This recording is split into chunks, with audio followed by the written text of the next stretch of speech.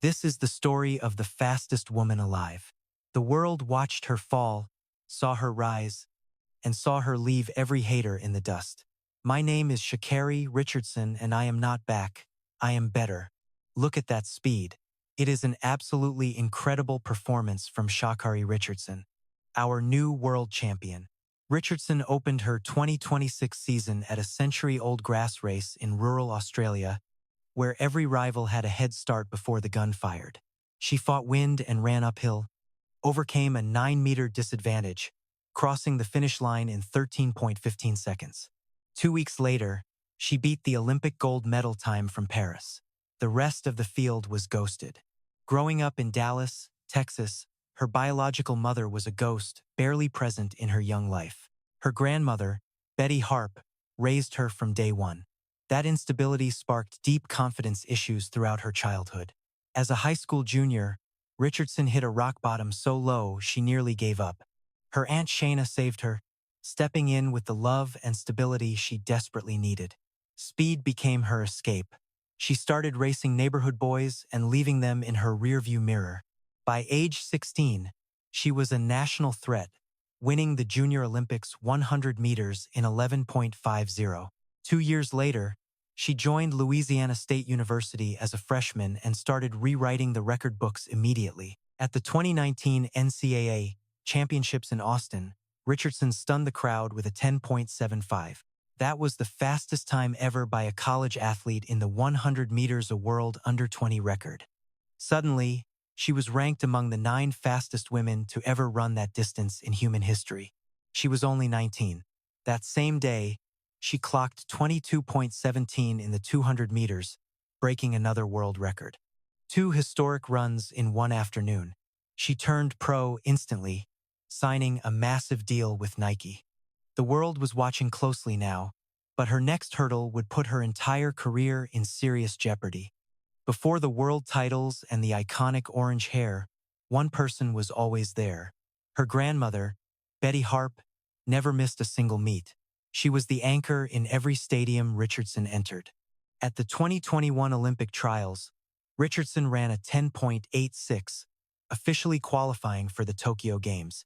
The Oregon crowd went wild, but Richardson did not stop running once she crossed that finish line. She bolted into the stands to find Betty Harp. That hug captured every struggle of her young life. All those hard years had finally led to something real. What the crowd did not know was that a reporter had just informed Richardson that her biological mother died only days before the race. She carried that heavy grief onto the track, turning it into the most important sprint of her entire life. She qualified for the Olympics during her darkest hour. She had finally done it. Tokyo was the next stop. Then, just days later, one phone call ruined everything.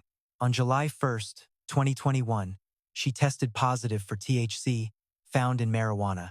The U.S. Anti-Doping Agency issued a 1-month suspension, starting on June 28th. Her qualifying time was erased from the books. She was barred from running the 100 meters in Tokyo. She did not hide. She went on TV and explained she used marijuana to cope with her mother's sudden death. Marijuana was legal in Oregon where she competed, but that did not matter. The ruling stood. Her dream was over. Nike stood by her side. Even top politicians argued the ban was outdated and unfair for athletes. When she returned that August, she finished in last place. Her time was a disappointing 11.14.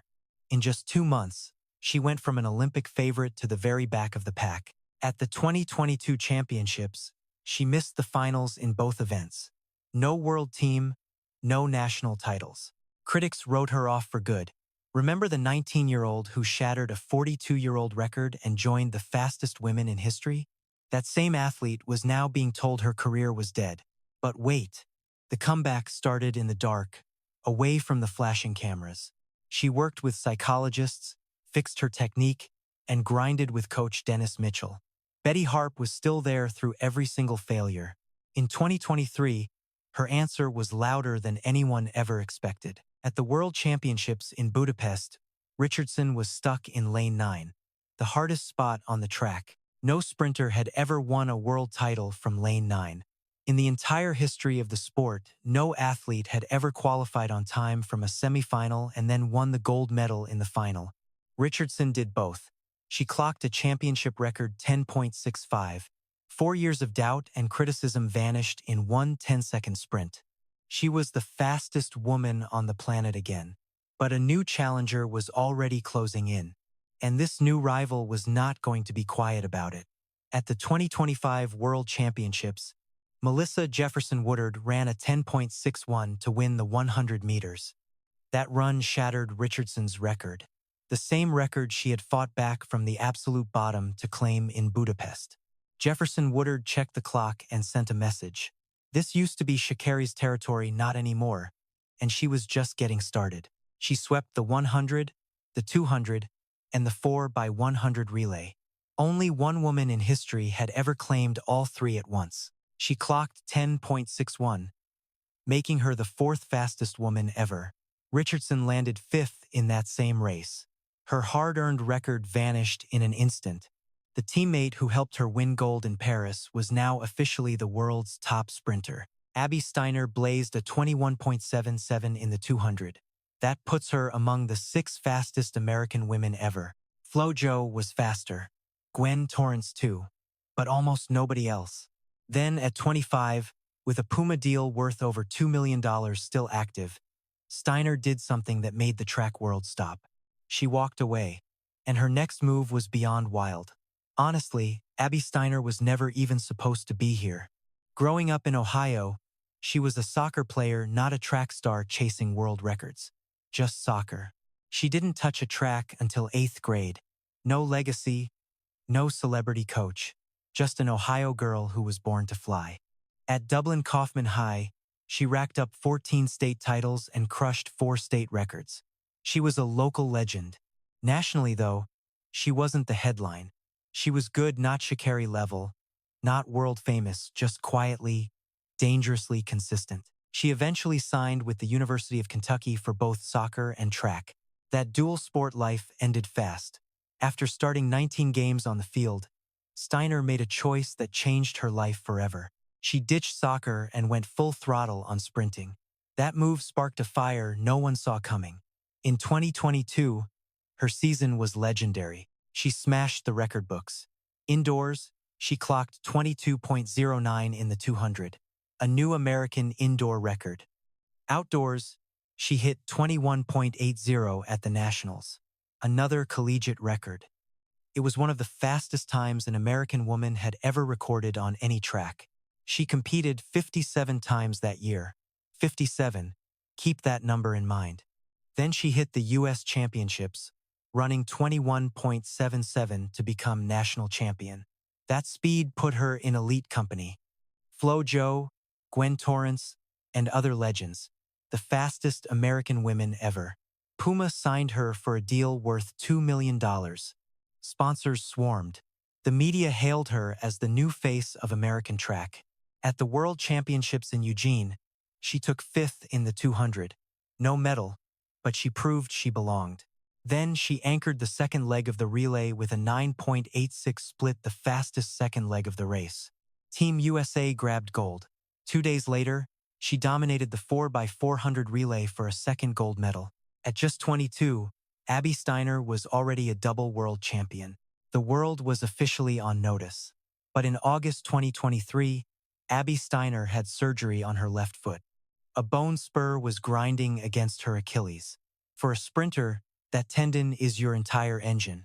It's the spring for explosive speed. 1 month later, she had the same surgery on her right foot. Back-to-back operations on both feet. Total nightmare.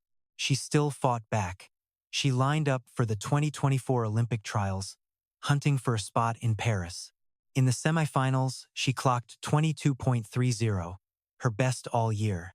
It looked like the comeback was finally happening. Then came the final.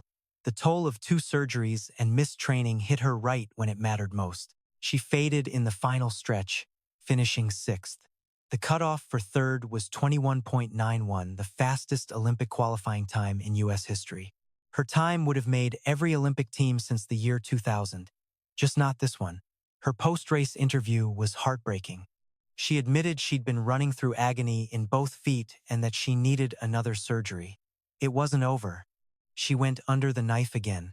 Her third time. The long recovery began. Again. While healing in 2025, Steiner didn't just sit around. She studied for and passed the grueling CSCS exam. That's the National Strength and Conditioning Association's Elite Specialist Certification. It is no joke to earn. This isn't some easy quiz. Top trainers study for months to master exercise science and biomechanics.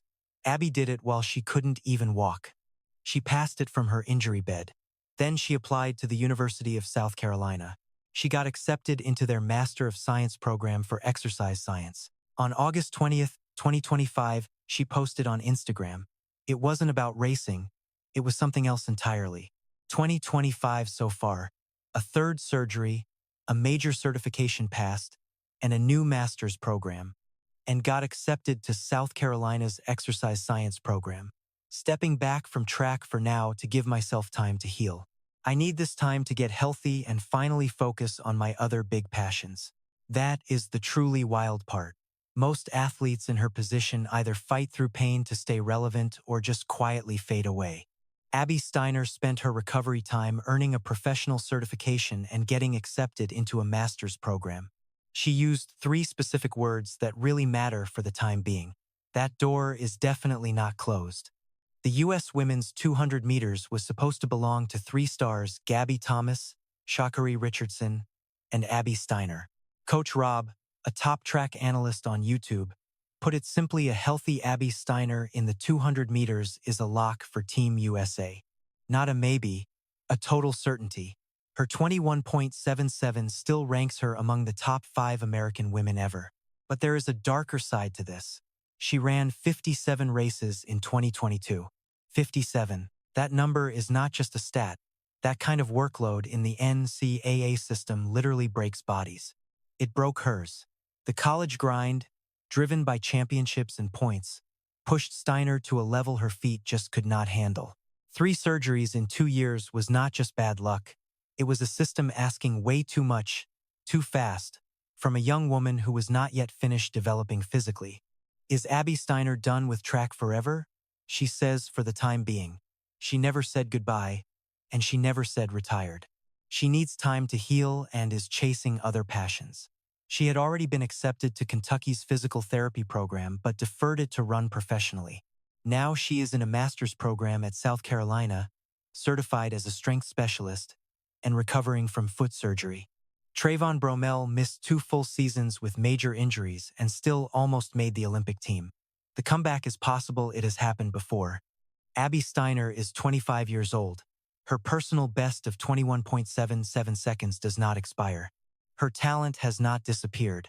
The only real question is whether her feet will let her use it again. The track world is waiting. If she returns healthy, the women in her Team USA spots better start training much harder. Because Steiner's stepping back right now, getting certified, starting grad school, and healing on her own terms. It says everything about who she actually is. She was never just a sprinter. She was always building something much bigger. And right now, that is the most wild and impressive thing happening in American track and field.